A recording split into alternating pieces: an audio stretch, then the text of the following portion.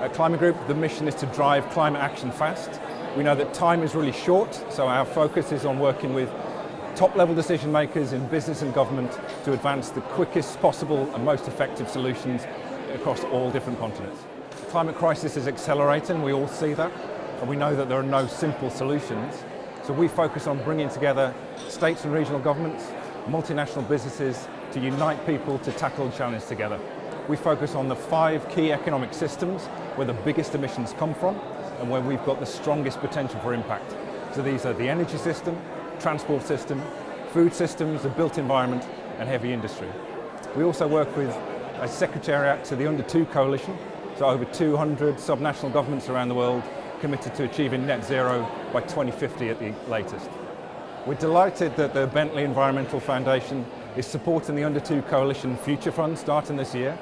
The Future Fund is a pioneering project of the Climate Group where we support subnational governments around the world who don't have the resources to participate fully in the work of the Under 2 Coalition and may not have the resources to take effective climate action. The fund does 2 things. One, it provides secondment opportunities for state and regional officials to travel to their counterparts around the world to learn from best practice. And secondly, it funds practical programs. The Bentley Foundation, for example, will be supporting projects in Mexico, South Africa and Brazil, digital community empowerment, air quality monitoring and off-grid lighting will be some of the programs that we're supporting this year together with Bentley. Target setting is really important and it's really simple. We need all the regions in Under 2 Coalition to achieve net zero by 2050 at the latest, and this really has to be inclusive for all those governments around the world, whether that's Asia or Africa or Latin America, where we know that resources are a challenge.